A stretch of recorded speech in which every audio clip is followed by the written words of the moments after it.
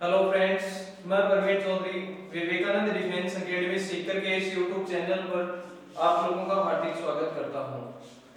इस YouTube channel पर अपन लोगों ने वाई ग्रुप की मैथ्स के लिए अर्थमेटिक का एक टॉपिक स्टार्ट करा था, रेशियो में अपन लोगों ने एक दो वीडियोज पहले देखे हैं बेसिक के। आज अपन लोग आगे बढ़ते हैं। इसमें रेशियो का अपन लोग पार्ट थर्ड लेके आए हैं आज आप लोगों के लिए। और रेशियो के इस थर्ड पार्ट में अपन लोग अनुपातों को ऐड करना, योगफल में अनुपात दिए हुए हों उनसे अलग अलग अनुपात कैसे निकलते हैं, गुणनफल में अनुपात दिए हुए हों उनसे अलग अलग अनुपात कैसे निकलते हैं, ऐसी ही कुछ छोटी छोटी बेसिक सी बातें सीखने वाले हैं। जहाँ पे लास्ट वीडियो में अपन लोगों ने देखा था उसी टाइप के एक दो एग्जांपल्स मैं और ले लेता हूँ। जैसे अपन लोग पहला देखते हैं कि अपन लोगों के पास में इस तरीके से है 4/7 इंटू ए, 4/7 इंटू ए बराबर है अपने पास में 5/3 बी। तो आप लोगों को यहां से बताना है a रेशियो टू b। एक और ले लेते हैं अपन लोग इसमें अपन लोग एक और लेते हैं 2/3 a बराबर है अपने पास में 4/5 b बराबर है अपने पास में 1/2 c। तो आप लोगों को यहां से a अनुपात b अनुपात c बताना है।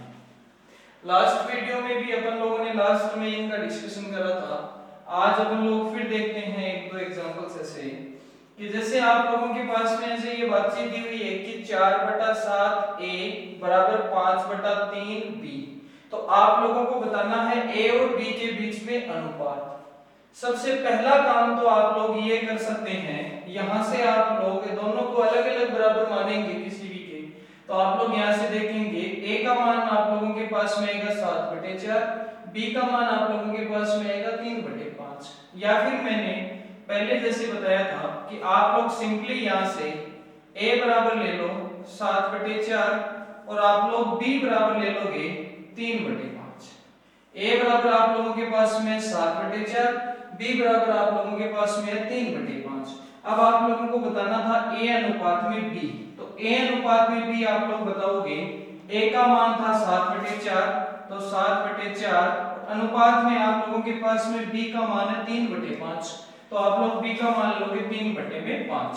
अब यहां से मैंने आप लोगों को बताया था कि आप लोगों को कुछ नहीं करना, सिंपली डिनोमिनेटर का एलसीएम ले लेना है। तो डिनोमिनेटर का एलसीएम लेना है तो यहां से आप लोग देखोगे 4 और 5, 4 और 5 का आप लोगों के पास में एलसीएम होता है 20 और 20 से आप लोगों को मल्टीप्लाई करा देना है दोनों को। तो आप लोग यहां से देखोगे ये वाली बात आप लोगों के पास में 5 बार कट के आएगी 35 और ये वाली बात आप लोगों के पास में 4 बार कट के आएगी 12।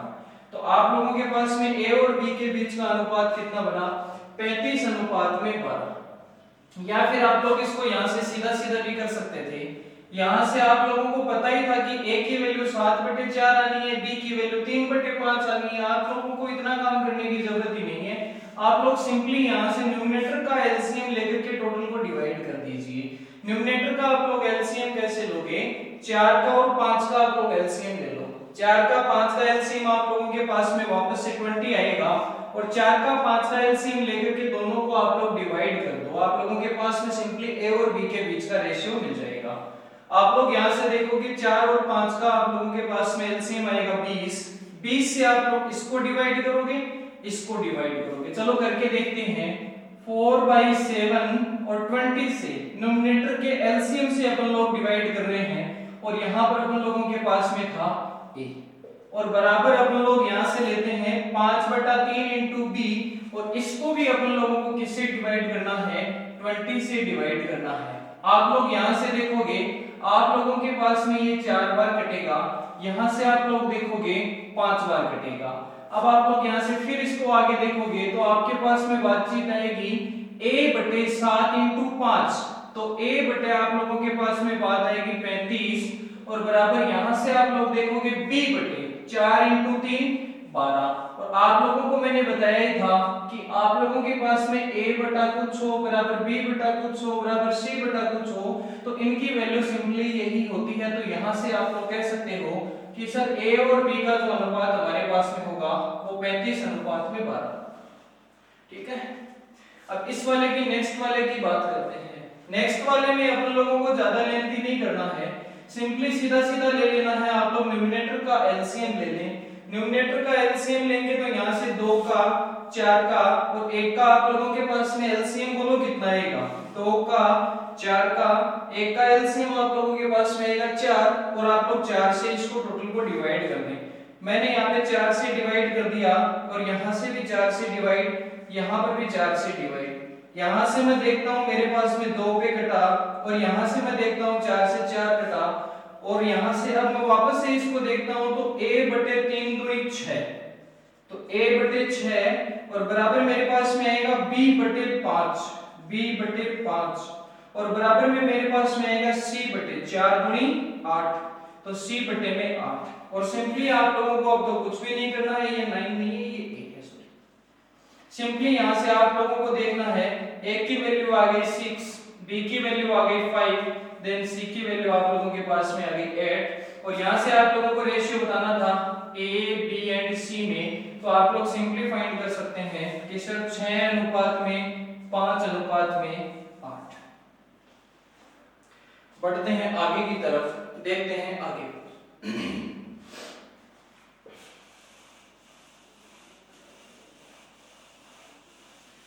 आगे जैसे आप लोगों को कोई क्वेश्चन ऐसे देखने के लिए मिले, a बटा में कुछ हो, b बटा में कुछ हो, c बटा में कुछ हो, उसके बाद में आप लोगों को कोई इक्वेशन दे करके किसी की वैल्यू पता करवाई, तो आप लोग देखिए उसको किस तरीके से करते हैं। आप लोग एक एग्जांपल से समझने की कोशिश करते हैं। जैसे आप लोगों के पास में एक एग्जांपल इस तरीके से आया गया है, आप लोगों के पास में एक एग्जांपल इस तरीके से आया है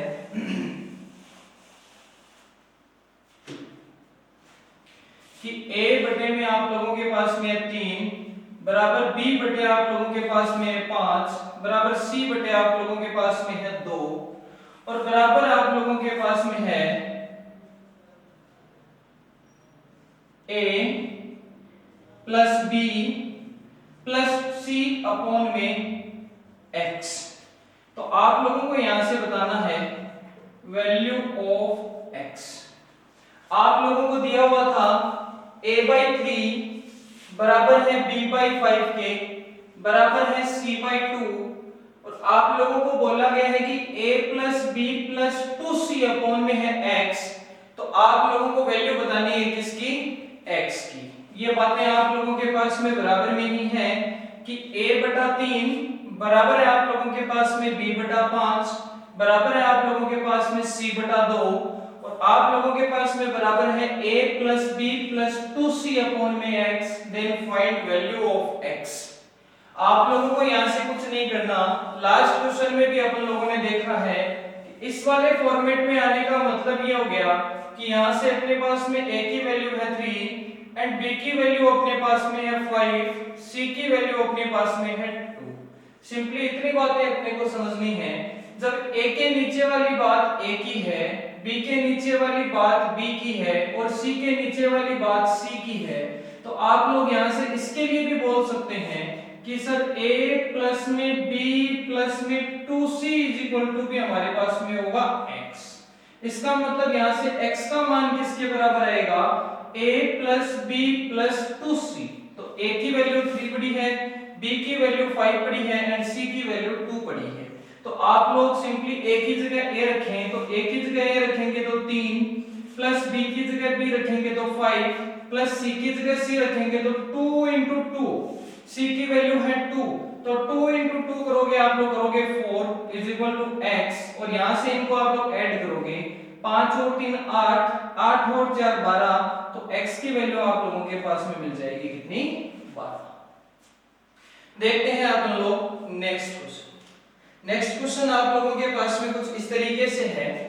नेक्स्ट क्वेश्चन आप लोगों के पास में कुछ इस तरीके से है कि आप लोगों को दिया हुआ है कि a/2 बराबर है b/3 के बराबर है c/5 के और बराबर आप लोगों को इसने बोला है, बराबर इसने आप लोगों को बोला है कि भाई a plus b, a plus b minus c upon में x, और बराबर है अपन लोगों के पास में a 2a plus b plus 2c upon में y। देन आप लोगों को फाइंड करना है x अनुपात में y, x अनुपात में y बताना है आप लोगों को। आप लोगों के पास में बातचीत दी हुई है a/2, फिर बोला है b/3 बराबर है c/5 के, और बोला है a plus b minus c upon में x है, और बराबर है 2a प्लस में b प्लस में 2c अपॉन में y। और आप लोगों को यहां से फाइंड करना है x और y के बीच का अनुपात। सिंपली कुछ नहीं करना, वापस से लास्ट क्वेश्चन की तरह देखेंगे कि a के नीचे वाली वैल्यू है a की, तो a का मान हो गया 2, b का मान हो गया 3 और c का मान हो गया 5। सबसे पहले अपन लोगों को यहां से x की वैल्यू पता कर लें। तो यहां से मैंने बोला कि भाई जो ऊपर है उसके नीचे वाले एज इट इज वैल्यू ही उसकी होगी, तो आप लोग यहां से बोल सकते हैं कि सर x की वैल्यू जो होगी वो बराबर होगी a प्लस बी माइनस में c के। तो आप लोग कहेंगे कि सर x बराबर हमारे पास में होगा a प्लस बी माइनस में c के। तो आप लोग यहां से कहोगे कि सर a की वैल्यू पड़ी हुई है 2, b की वैल्यू आप लोगों के पास में पड़ी हुई है 3, तो 2 प्लस में 3 माइनस में c की वैल्यू आप लोगों के पास में पड़ी हुई है 5, तो 2 प्लस में 3 माइनस में आप लोग लेते हैं 5, तो x बराबर आप लोगों के पास में बात आती है 0। मतलब x की वैल्यू कितनी मिली? 0 मिली। आप लोग y के लिए देखते हो, y के लिए आप लोग देखते हो तो आप लोग यहां से देखोगे कि y बराबर हमारे पास में है 2a प्लस में b प्लस में 2c। भाई ऊपर वाला जो है वो बराबर है नीचे वाले, तो y की जो वैल्यू है वो बराबर है 2a प्लस में b प्लस में 2c के। आप लोग देखोगे a की वैल्यू 2, तो y बराबर 2 गुणा 2, 2 तो गुणांगे और a की वैल्यू 2, 2 गुणा 2 4, प्लस में b की वैल्यू पड़ी है 3, तो 3 और प्लस में c की वैल्यू आप लोगों के पास में कितनी है? 5 है। तो आप लोग कहोगे सर 5 दूनी कितने होते हैं? 10 होते हैं। और इन तीनों को जब आप लोग ऐड करोगे तो आप लोगों के पास में आएगा 4 3 7, 7 और 10 17। y की वैल्यू आप लोगों के पास में आ गई 17। और आप लोगों को बताना क्या था? x अनुपात में y बताना था। बोलो x की वैल्यू तो कितनी आई आप लोगों के पास में? 0। x अनुपात y नहीं, सॉरी x प्लस y बताना है आप लोगों को। तो आप लोग कहोगे कि सर x की वैल्यू तो हमारे पास में आई है 0 एंड y की वैल्यू हमारे पास में आई है 70, तो हमारे पास में सर x प्लस y बराबर हो गया 70। देखते हैं अपन लोग नेक्स्ट क्वेश्चन।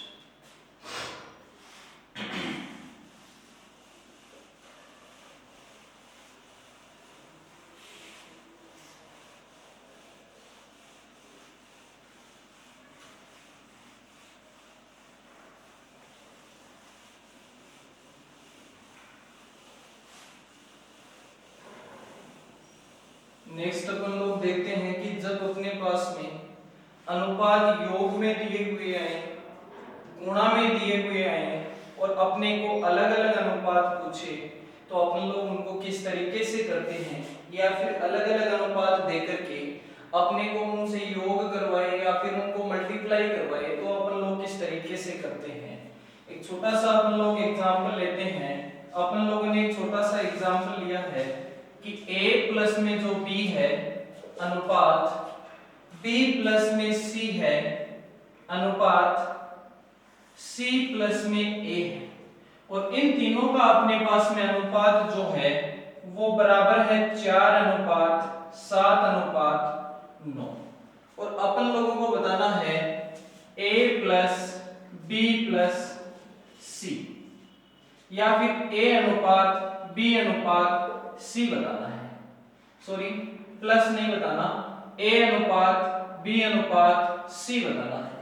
आप लोगों को गिवन है a प्लस b अनुपात b प्लस c अनुपात c प्लस a बराबर आप लोगों के पास में है 4:7, 7:9 एंड आप लोगों को बताना है a:b:c, मतलब प्लस में दिए हुए हैं और आप लोगों को अलग अलग इनकी वैल्यूज फाइंड करनी है।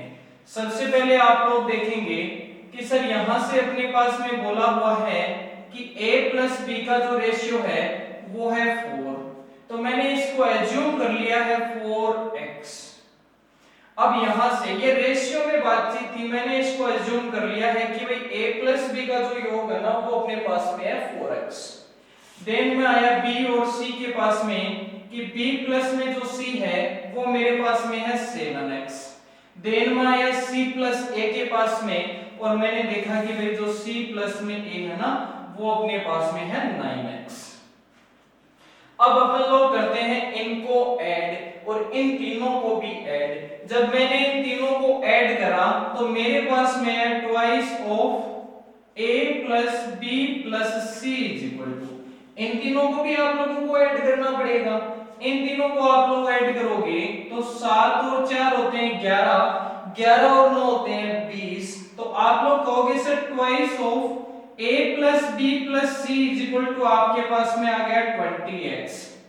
अब अपने को वैल्यू चाहिए a plus b plus c की, तो आप लोग कहोगे कि sir a plus b plus c is equal to हमारे पास में हो गया 20x अपॉन में 2 और अपने पास में आया a प्लस b प्लस में c is equal to 10x, मतलब a plus b plus c बराबर अपने पास में है 10x।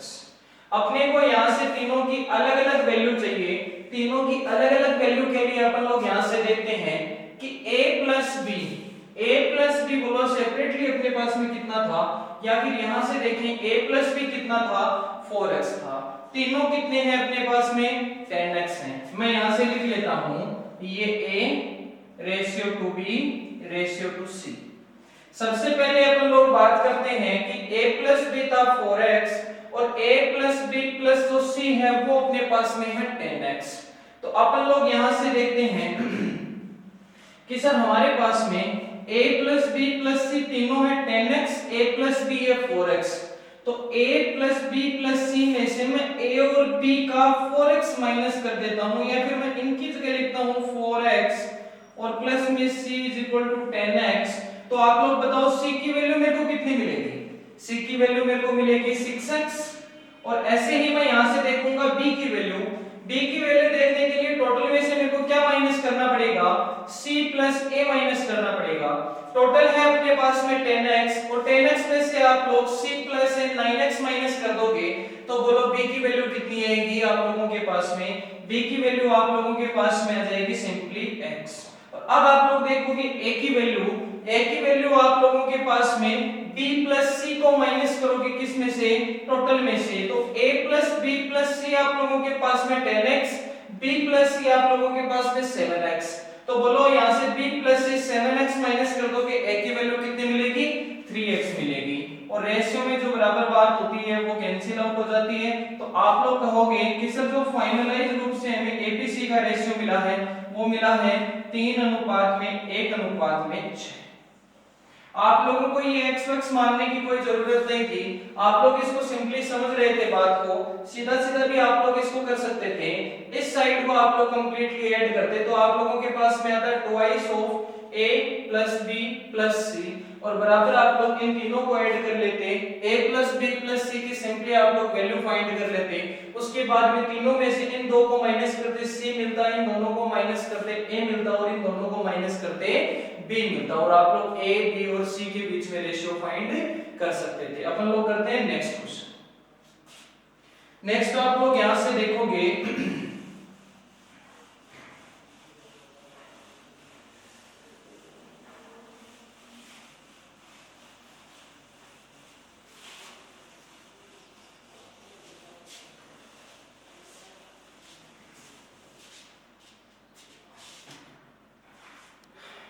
वीडियो को लाइक करें, शेयर करें, सब्सक्राइब करें, अच्छा लगा हो तो कमेंट करें। आगे की बात करते हैं नेक्स्ट सेशन।